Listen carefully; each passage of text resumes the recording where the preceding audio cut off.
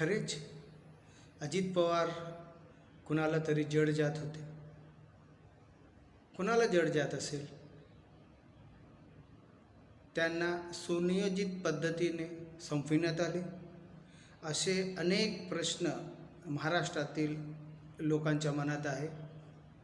आमदार रोहितदादा पवार साहेब हे विविध माध्यमाने आणि विविध तंत्रज्ञानाचा उपयोग करून जे खुलासे करत आहेत त्यावरून तरी हा घातपातच आहे आणि दादांना संपवण्यासाठी मोठे षडयंत्र रचून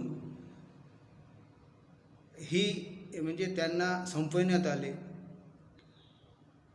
आमदार रोहितदादा पवार साहेब यांनी पुन्हा एक खुलासा केलेला आहे. बघा काय आहे ते.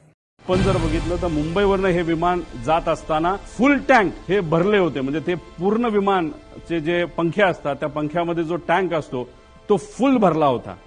अरे फुल कशाला भरायचं? तुम्ही इथून उडत असताना तुम्ही गेसच बारामतीला जाऊन हैदराबादला तुम्ही गेला असता तर हैदराबादला जाऊन तुम्ही तिथं फ्यूल भरू शकला असता. त्यामुळे एवढं फ्यूल पंखात पण आणि आत पण असं आमचं मत आहे की हे एवढं घेऊन बारामतीच्या दिशेने जाण्याचं कारण काय?